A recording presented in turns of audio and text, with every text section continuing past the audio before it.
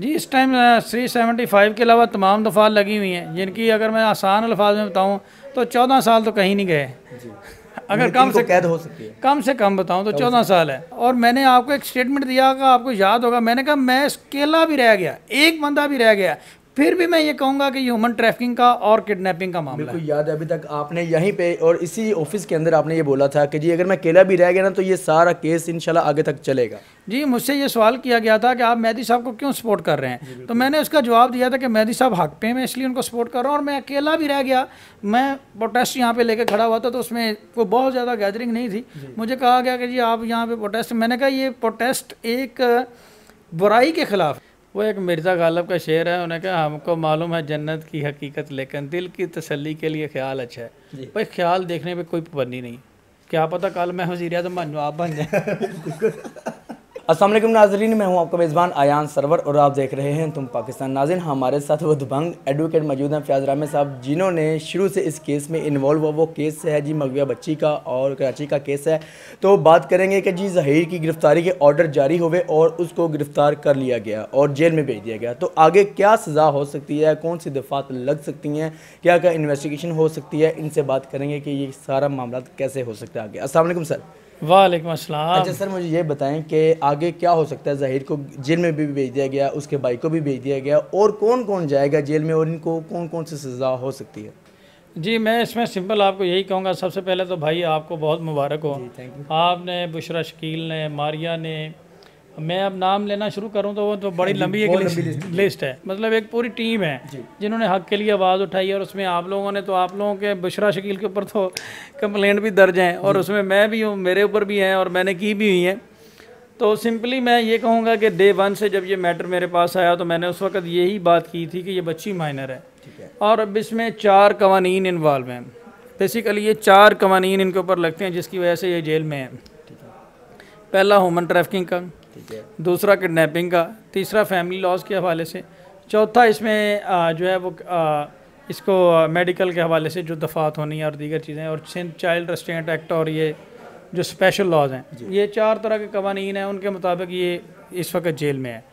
और police investigation में अगर मैं मुख्तसर बात करूँ, ये चीज़ साबित हो चुकी है कि ये गुनहगार हैं और कम उम्री में बच्ची को किडनैप करके उसको अगवा करना, उसको साथ चाइल्ड मैरिज करना और उसको अगवा को बाद में छुपाना, ये सारी चीज़ें प्रूव हो चुकी हैं और उसके प्रॉपर एविडेंस सिंध पुलिस के पास मौजूद हैं, CDR की शक्ल में, दीगर चीज़ें, और बच्ची का भी इनके रिकवर होना, और ये कई दफ़ा बच्ची को अदालतों में प्रोड्यूस कर चुके हैं।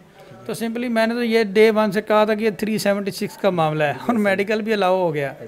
अच्छा सर, मुझे ये बताएं कि इस टाइम कौन सी दफ़ात लगा कर इनको जेल में भेजा गया? जी इस टाइम 375 के अलावा तमाम दफ़ा लगी हुई हैं, जिनकी अगर मैं आसान अल्फाज में बताऊं तो 14 साल तो कहीं नहीं गए। अगर कम से कैद हो सकती है, कम से कम बताऊं तो 14 साल है। तो अगर मेडिकल हो जाता है तो फिर तो कह लें कि आपने मर्डर ही कर लिया ना। 375 जो है और 376 में जो पनिशमेंट लिखी गई है वो तो यही है कि अपना उसमें तो सजाए मौत है और उम्र कैद है। तो ये बच्चा इंशाल्लाह वहाँ से ट्रेन होकर बाहर निकलेगा।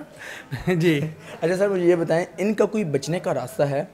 जी इनका बचने का कोई रास्ता नहीं है, ये नॉन कंपाउंडेबल ऑफेंस है, इसमें तो मेहदी साहब सुलह भी नहीं कर सकते, ये पब्लिक राइट्स की वायलेशन है, ये तो स्टेट जाने और इनका जाने, बचने का कोई रास्ता नहीं। हाँ ये बच सकते थे अगर इनको अच्छे एडवाइज़र मिलते और ये जो मुतज़क्किरा यूट्यूबर हैं इस तरह के लोगों के हत्थे ना चढ़ते, और ये जैसा मैं पहले वार्न करता रहा था कि आप अपना गुनाह तस्लीम करके मेहदी साहब से माफ़ी मांग लें और इस बच्ची को वापस कर दें, लेकिन इन्होंने जानबूझकर उनकी ज़ाती लाइफ पे किया। अब तो ये देखें एक पूरे मुल्क, पूरी दुनिया का हाईलाइट केस बन चुका है और ये पूरी दुनिया की बेटियों का सवाल है।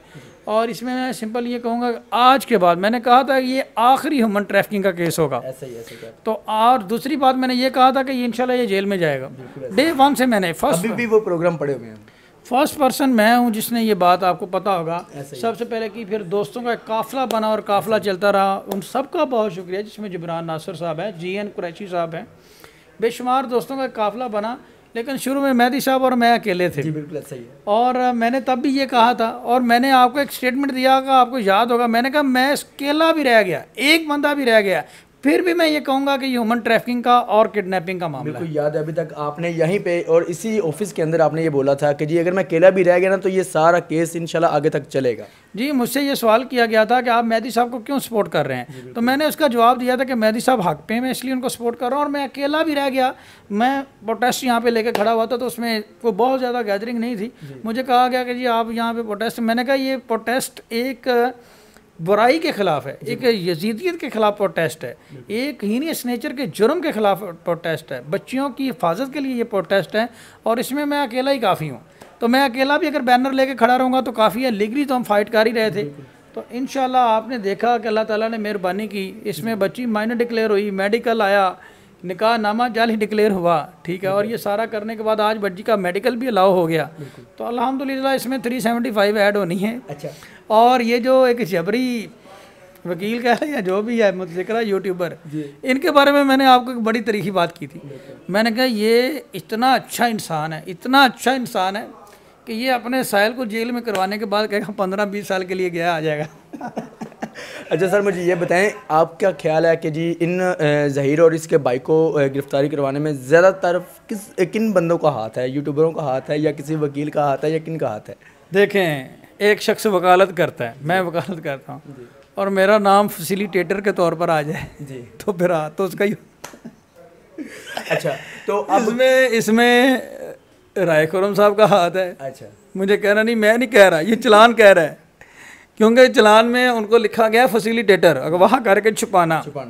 उन्होंने माशाल्लाह से इतनी अच्छी वकालत की कि उनका नाम फैसिलिटेटर में आ गया, और जाफरी साहब का इसमें है। और उसके बाद ये मुतज़िकरा यूट्यूबर हैं, और इनके खिलाफ पंजाब बार कौंसिल। और एक चीज़ मैं आपको बड़ी अहम बता दूँ, जिन्होंने लांडी जेल जाना था, मैंने सेल्फी की बात की थी, वो पहुँच गए जी, लांडी जेल वाले पहुंच गए। अब कुछ लोगों की सहूलत के लिए कैंप जेल का अरेंजमेंट किया है लाहौर में।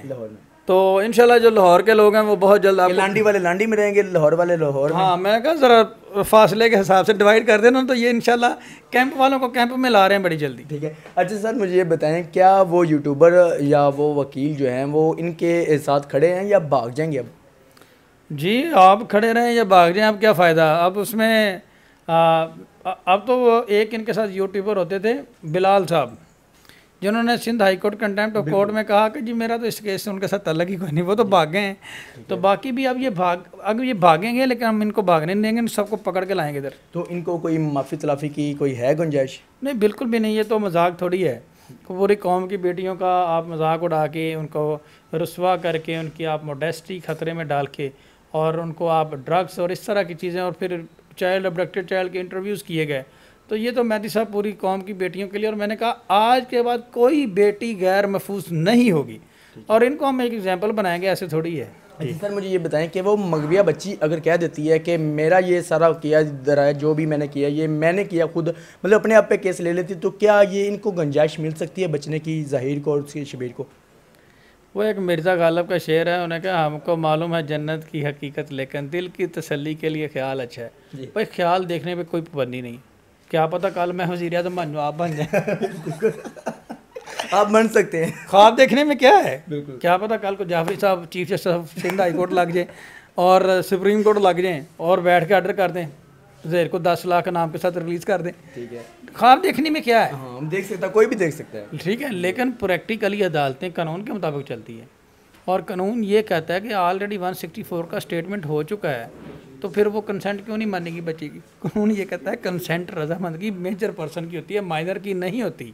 और फौजदारी कानून के मुताबिक 16 साल के कम उम्र बच्चे की नहीं होती मर्जी, और इसी वजह से बच्ची चाइल्ड प्रोटेक्शन ब्यूरो में है, जो कि अब बहुत जल्द वालदैन के पास जाने वाली है। अच्छा, वालदैन को मिल सकती है वो, अगर कोर्ट मिल नहीं सकती, विद इन 2 वीक जा रही है, वापस जा रही है, ये मैं आपको प्रेडिक्शन कर रहा हूँ, विद इन 2 वीक वो वालदैन के पास जा रही है। तो ये जो बच्चा है प्यारा, ये लांडी जेल में रहेगा।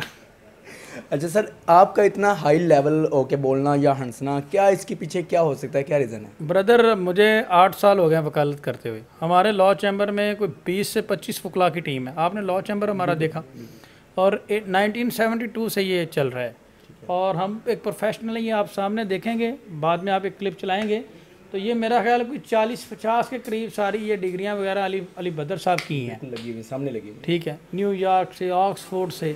तो भाई यहाँ पे सारी दुनिया की खाक छान के बैठे हुए हैं। ये कोई पहला चाइल्ड अबडक्शन का केस थोड़ी है जो हमने देखा है। इसमें मेरे पास हिजाब ज़ारा का है और बेशुमार केस हैं। कभी लेटेस्ट एक शौहर ने 3 अपनी बच्चियों को मर्डर कर दिया और वालदा पे इल्ज़ाम डाल दिया, वो केस मेरे पास है। तो ये तो हम यहाँ पे बैठ के यही लोगों को सिखा रहे हैं, यही कर रहे हैं, ये तो हमारा काम। मैंने डे 1 में बहुत सारी बातें की थी।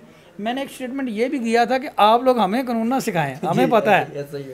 तो वो अब हमने इनको सिखा दी है। जब स्टार्ट में मुझे एक जबरी वकील जिनका नाम आया सहूलतकार के तौर पर, राय खुरम साहब, इन्होंने कमेंट पास किया था कि फ़याज़ रामे साहब को कानून का पता नहीं है, इनको कोई एकेडमी ज्वाइन कर लेनी चाहिए। ठीक कि जी निकाह तो पंजाब में हुआ है, तो एट द एंड ट्रायल कहाँ चल रहा है? सिंध में। तो उनके लिए अब हमने सिंध में एकेडमी का अरेंजमेंट कर दिया है। तो नाज़रीन ये थे हमारे साथ फ़याज़ रामे साहब। और आपके पता है कि जी देख लें कितनी समाइल और माशाल्लाह खुश हैं कि जी केस किसी साइड पे लग रहा है और सज़ाकारों को जो ना सज़ा दी जा रही है, मुलज़मों को सज़ा दी जा रही, और आगे इंशाल्लाह सब कुछ बेहतर होता जाएगा। जैसे जैसे मैं इसमें एक बात आपको बताऊं कि मैंने डे 1 से जो कहा था आपको, बच्ची मैंने डिक्लेयर हुई, मैंने कहा अगर मेडिकल जाली लिया है जी तो दोबारा चैलेंज हो जाएगा। ठीक है, कानून में हर चीज़ के लिए एक तरीकाकार होता है। अब जहीद जेल गया है, क्या यार इनकी अकल के ऊपर मातम करें। कल एक यूट्यूबर बैठ के कह रही थी हाई कोर्ट से उसको 15 दिन में ज़मानत मिल जाएगी। ये बड़ा अहम पॉइंट है। और भाई हाई कोर्ट नहीं, पोस्ट अरेस्ट बेल दोबारा इसी अदालत में रखनी है। ठीक है, इनका जो लीगल एडवाइज़र है, मैं खुदा के लिए उसको कहूँगा ये तो पता कर लो कि दोबारा बेल हाई कोर्ट में रखनी है या ट्रायल कोर्ट में होनी है। अच्छा, अगर वो बेल रखते हैं तो क्या उनको बेल मिल सकती है? किस ग्राउंड पे मिलेगी? बेल के कुछ ग्राउंड्स होते हैं जिसमें सबसे पहले आपने देखना होता है कि ऑफेंस प्रिपरेटरी क्लास में आता है। 10 साल से ऊपर ऑफेंस में बेल ही नहीं होती। नॉन बेलेबल ऑफेंसेज हैं, स्पेसिफिक रोल है, किडनैपिंग एंड अबडक्शन शामिल है, तमाम एविडेंस मौजूद हैं। During the course of investigation बंदा गुनहगार पाया गया, ठीक है, तमाम तरह एविडेंस मौजूद हैं, तो फिर किस तरह बेल नहीं हो सकती? और भाई बेल का तो सवाल ही छोड़ दो। तो नाज़रीन सवाल छोड़ दिया है कि ये क्या कोई मिनिस्टर है जिसको अदालत ने कहा कि जाओ बेल जेल के इंतजाम चेक करके आओ, हफ्ते बाद तुम्हें बेल दे देंगे, हफ्ते के बाद फिर आपको बाहर निकाल देंगे। हाँ जी, ठीक हो गया सर। नाज़रीन jail is not conducive place, वो कोई सेहतमंद मुकाम नहीं है, वहाँ पे इसको सैर व तफरी के लिए नहीं भेजा। और बच्ची जो है उसकी कोई कंसेंट नहीं है, गार्डियन की कंसेंट है, और बच्ची एट द एंड गार्डियन के पास जानी है। और आप वेट करें, बच्ची गार्डियन के पास जाएगी। और इंशाल्लाह इन्होंने बहुत इंटरव्यू की है जी। एक नेचुरल इंटरव्यू बच्ची का आपके सामने बहुत जल्द हम रखेंगे जी। बहुत शुक्रिया फ़याज़ साहब। तो नाज़रीन हमारे साथ फ़याज़ रामे साहब मौजूद थे, इन्होंने भी जो ना सारे का सारा खुलासा कर दिया और हंसी मजाक में एक इंटरव्यू हुआ है। तो ये खुशी की वजह आप भी जान सकते हैं कि जी आपको पता है कि जी ज़हीर गिरफ्तार हो चुका है और आगे केस जो ना एक साइड पर लग गया हुआ है। तो इंशाल्लाह हर अपडेट आपको देते रहेंगे। तो इसी के साथ अपने मेज़बान आयान साहब को इजाज़त दीजिएगा। देखते रहें तुम पाकिस्तान। खुदा हाफिज़। जी फ़याज़ साहब बहुत शुक्रिया। बाकी मैंने तुझे टाइम दसना मैडम तो भी चल जाएगा ना।